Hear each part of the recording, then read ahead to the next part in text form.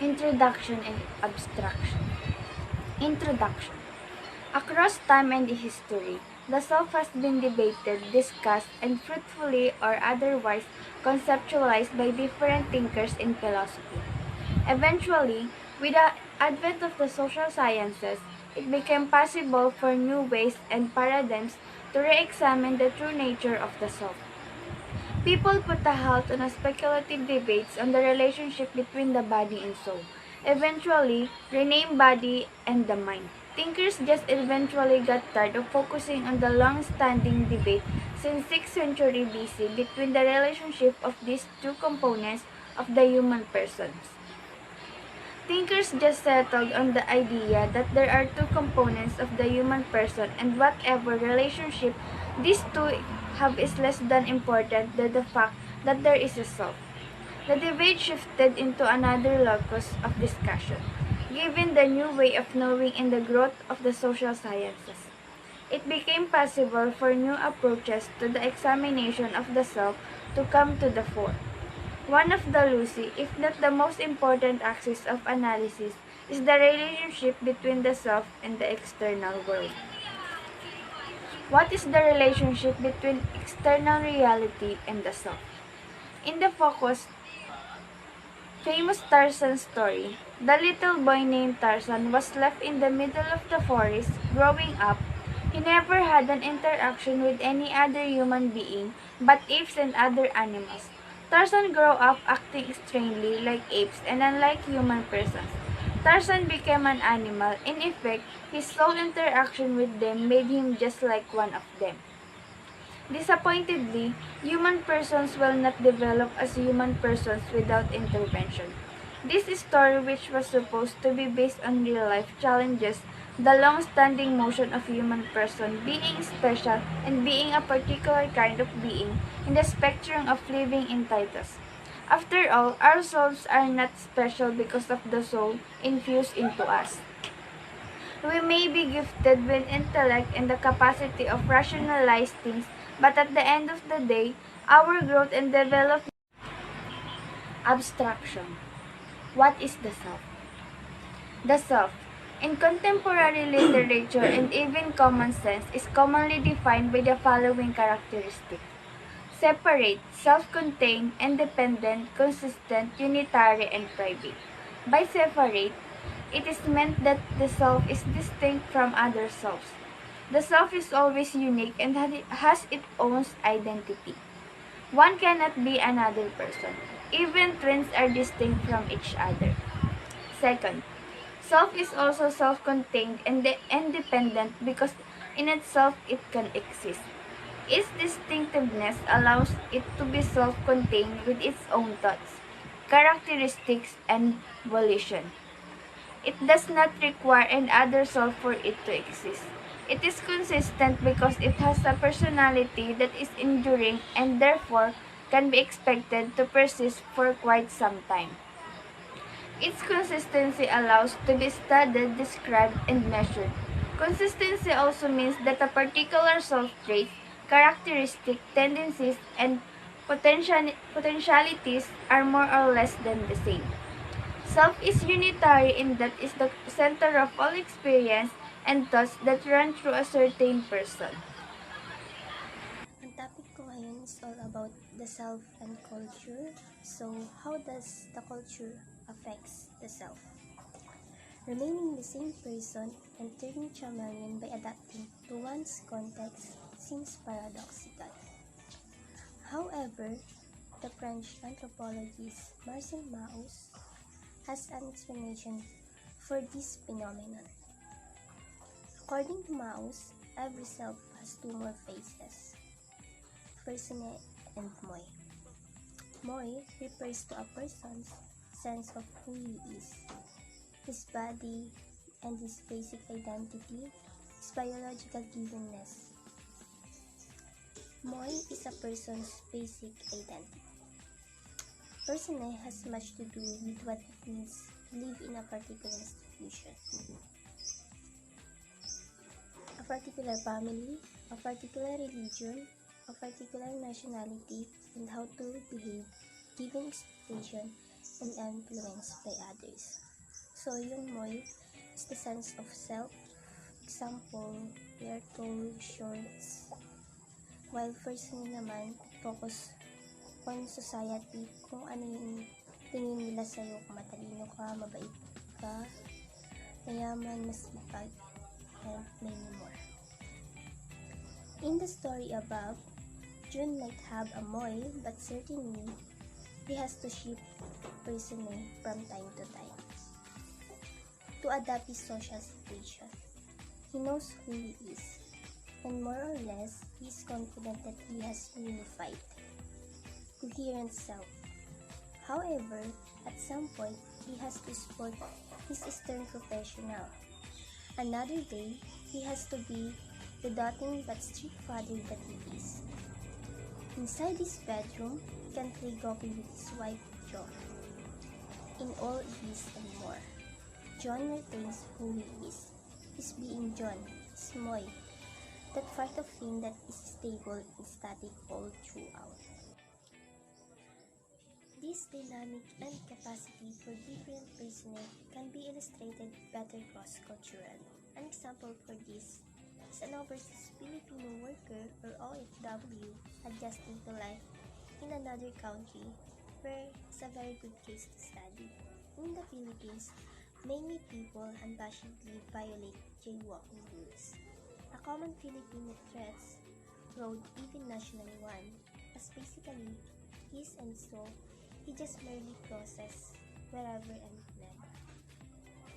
When the same Filipino visit another country with strict traffic rules, say Singapore, you will notice how suddenly law-abiding the said Filipino becomes. A lot of Filipinos has anecdotally confirmed this observation. So, if we are going to visit in another country, kailangan natin respetuhin yung mga lingwahe nila, kung ano may mga kulturang meron doon. So, syempre kailangan natin pakisamahan. So, halimbawa natin sa bansang Singapore, na mahigpit yung mga traffic rules doon. Hindi kagaya dito sa atin, yung mga Pilipino, basta-basta na lang sila tumatawid nang wala sa lane. So, sa Singapore, hindi pwede yung ganyan.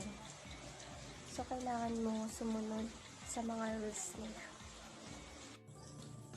The same malleability can be seen in how some men easily transform into sweet, docile guiles by trying to win court a particular woman and suddenly just change rapidly after hearing a sweet yes. This cannot be considered as a conscious change on the part of the guy or on the part of the law-abiding Filipino in the first example. Docile guiles by trying to win court a particular woman and suddenly just change rapidly after hearing a sweet yes. This cannot be considered as a conscious change on the part of the guy or on the part of the law-abiding Filipino in the first example. The self simply morph according to the circumstances and context. In the Philippines, Filipinos tend to consider their territory as part of who they are. This includes considering their immediate surrounding as part of them.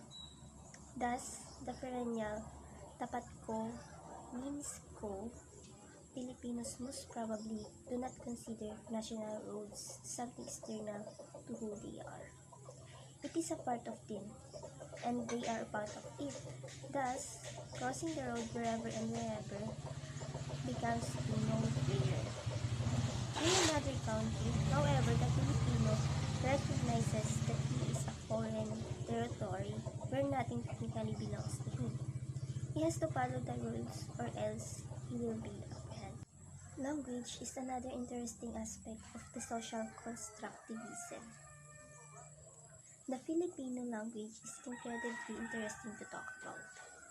The way by which we articulate our love is dominated by the phrase, mahal kita. This of course is the Filipino translation of I love you. The Filipino brand of this articulation of love, unlike in English, does not specify the subject and the object of love. There is no specification of who loves and who is loved. There is a simple word of love, mahal, and the pronoun kita, which is a second-person pronoun that refers to the speaker and the one being talked to. In the Filipino language, unlike in English, there is no distinction between the lover and the beloved. They are one. Another interesting facet of our language is it being gender neutral. In English, Spanish, and other languages, the distinction is made between a third-person male and third-person female pronoun. He and she, Elle and Ella. In Filipino, it is plain siya. There is no specification of gender. Our language does not specify between male and female. We both call it siya.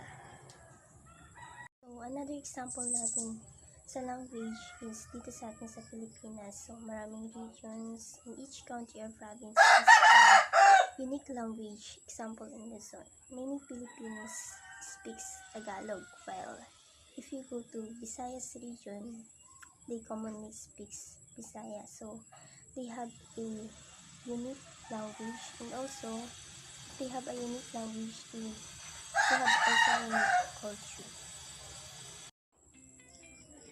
In these varied examples, we have seen how language has something to do with culture. It is a salient part of culture, and it ultimately has a tremendous effect in our crafting of the self. This might also be one of the reasons why cultural divide spells out differences in how one regards oneself. In one research, it was found out that North Americans are more likely to attribute being unique to themselves and claim that they are better than most people in doing what they love doing. Japanese people, on the other hand, have seemed to display a degree of modesty. If one finds himself born and related in a particular culture, one definitely tries to fit in a particular mold. So in short, if a self is born in a particular society or culture, the self will have to adjust according to its exposure.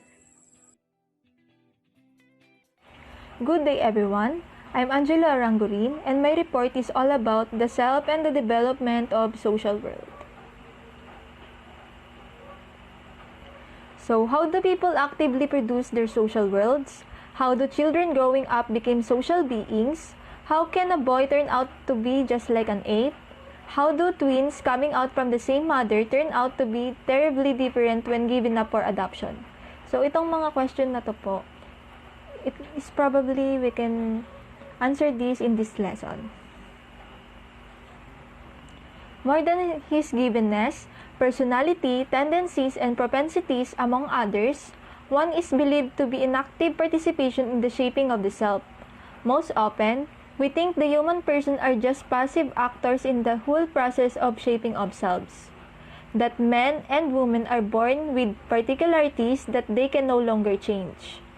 Recent studies, however, indicate that men and women in their growth and development engage actively in the shaping of the self. The unending terrain of metamorphosis of the self is mediated by language.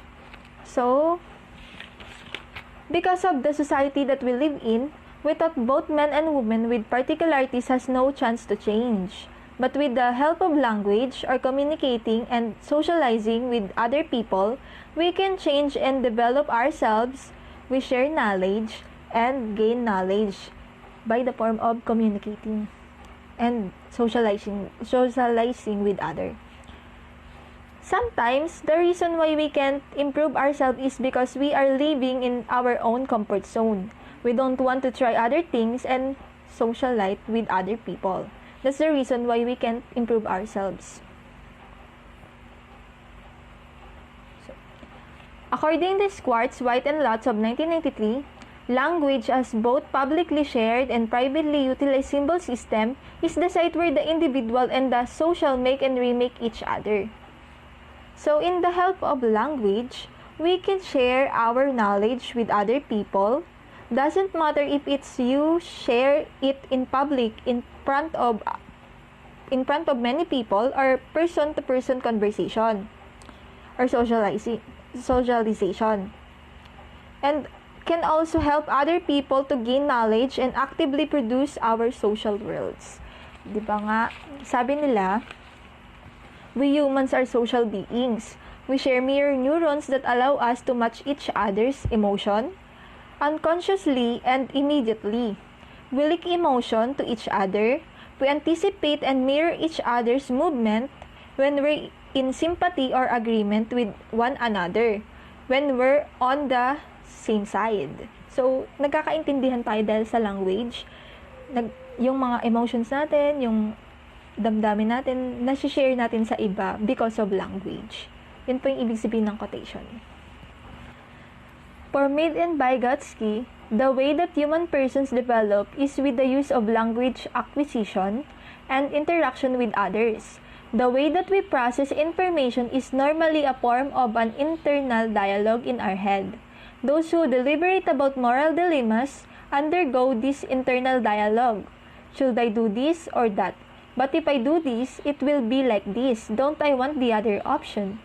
And so, cognitive and emotional development of a child is always a mimicry of how it is done in the social world, in the external reality where he is in. So, as we communicate and interact with other people, we can create an internal dialogue that sometimes have impact on how we process information to sink in on our minds. It is also the reason how we develop or our emotional development. It is also developing our consciousness or conscious activities such as thinking, reasoning, or remembering. Both Vygotsky and Mead treat the human mind as something that is made constituted through language as experience in the external world and as encountered in dialogues with others. A young child internalizes values, norms, practices, and social beliefs and more through exposure to these dialogues that will eventually become part of his individual world. For Mead, this takes place as a child assumes the other through language and role play. A child conceptualizes his notion of self through this. Can you notice how little children are fond of playing role play with their toys? How they make scripts and dialogues for their toys as they play with them? According to Mead, it is true that a child delineates that the I from the rest. Vygotsky, for his part, a child internalizes real-life dialogues that he has had with others, with his family, his primary caregiver, or his playmates. They apply this to their mental and practical problems along with the social and cultural infusions brought about by the said dialogues. Can you notice how children eventually became what they watch? How children can easily adapt ways of cartoon characters they are exposed to.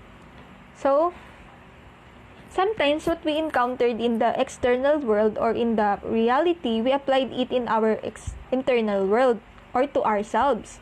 So, for example na nga po dyan is yung mga bata na maliliit na nag-role play, nagpi-play sila na kinakausap nila yung mga toys nila, ganon. So, kaya nila yung nagagawa is kung paano makipag-usap sa kanila yung ibang tao, ina-apply din nila yon sa pakikipaglaro sa mga toys nila. Mga real-life dialogues. So, ang mga bata po kasi is madali silang ma-influence ng ibang tao. Katulad may idol sila, kunwari gusto nila maging doktor. Makakita sila ng doktor, ay gusto ko paglaki ko, ganyan ako. Mga ganon. Kaya dun nabubuo dun sila nagiging social beings. Yun yung nagiging dahilan para maging social being sila. And, sabi nga, each individual has its own differences and we are all have natural beings. But to become social beings, we need to connect and socialize with other people. So, yun nga, para ma-develop natin yung pagiging social beings natin. Kailangan nating makipag-connect sa ibang tao, kailangan natin na maging socialite, makipag-usap sa kanila kasi doon tayo nakakukuha ng knowledge, then nakakabigay din tayo ng knowledge. As they said nga, we make and remake each other. So, thank you po. Ito lang po yung report ko. Good morning. My name is Marlene Amita from Bachelor of Science in Hospitality Management. I will discuss you about the self in families, apart from the anthropological and psychological basis for the relationship between itself and the social world. The psychological likewise struggle to understand the real connection between the two concepts. In doing so, sociologists focus on the different institutions and powers of play in the society. Among these, the most prominent is the family. While every child is born with certain givenness, disposition coming from his parents, genes, and general condition of life, the impact of one's family is still deemed as a given in understanding the self. The kind of family that we are born in, the resources available to us, human, spiritual, and economic, and the kind of development that we will have will certainly affect us. As we go through life, as a matter of evolutionary fact, human persons are one of those beings whose importance of family cannot be denied. Human beings are born virtually helpless, and the defensive period of a human baby to its parents for nurturing is relatively longer than most other animals. Learning, therefore, is critical in our capacity to actualize our potential of becoming humans. In trying to achieve the goal of becoming a fully realized human, a child enters a system of relationship, most important of which is the family. Human persons learn the ways of living and therefore their selfhood by being in a family. It is what a family enables a person to become that serves as the basis for their person's progress.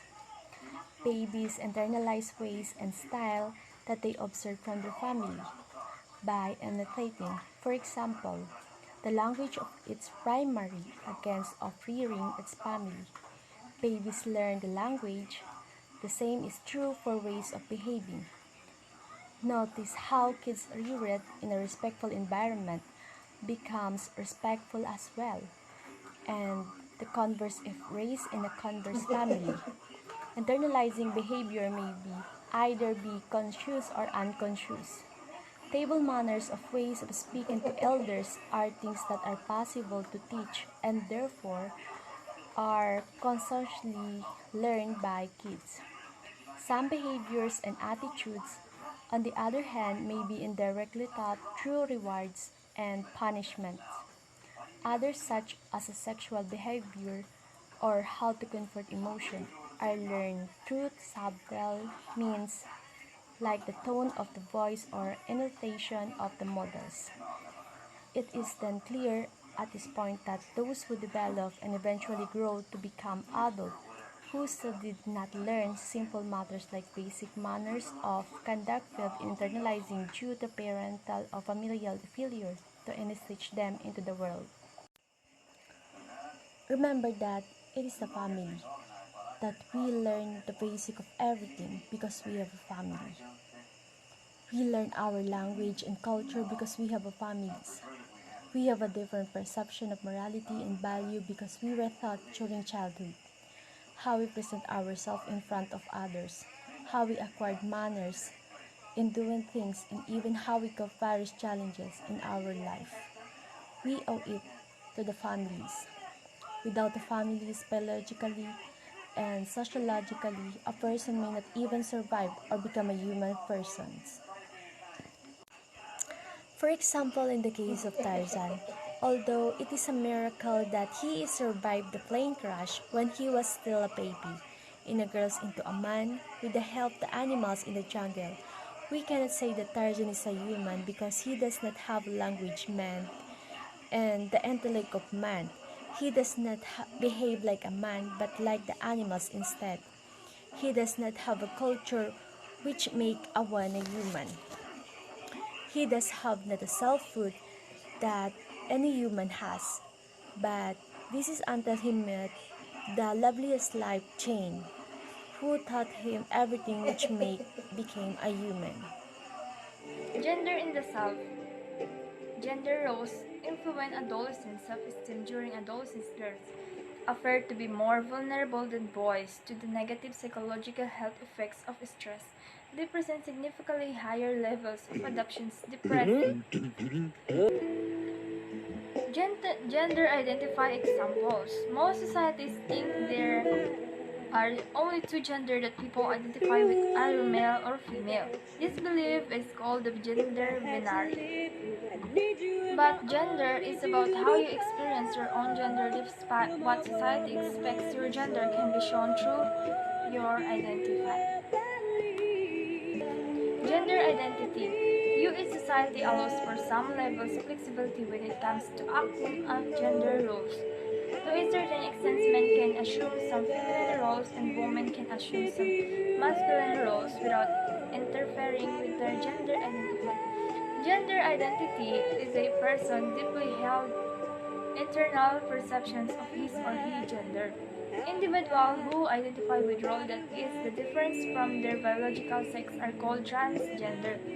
Transgender is not the same as homosexual, and many homosexual males view both their sex and gender as male. Transgender males are males who have such strong emotional and psychological connections to the feminine aspect of society that they identify their gender as female. What is gender in the self? Gender identity is defined as personal conception of oneself as male or female. For example, if a person considers himself a male and is most comfortable referring to his personal gender in masculine terms, then his gender identity is male. Importance of gender identity. The expression of your gender through the way you behave and dress is an important part of your self-identity. It's central to your mental health and well-being. Many transgender people hide their gender expression in public for fear of negative reactions, violence, or discrimination. For both genders, the desire to alter shape, weight during adolescence is common and is associated with emotional distress, dramatic measures to alter appearance such as cosmetic surgery or steroid use, and psychiatric disturbances such as depression and eating disorders. Hey, feeling able to show your true gender identity is important to your emotional and mental health. These are lots of possible gender identities out there. People can identify as one of the binary genders, as moving between genders as no gender, or as another altogether.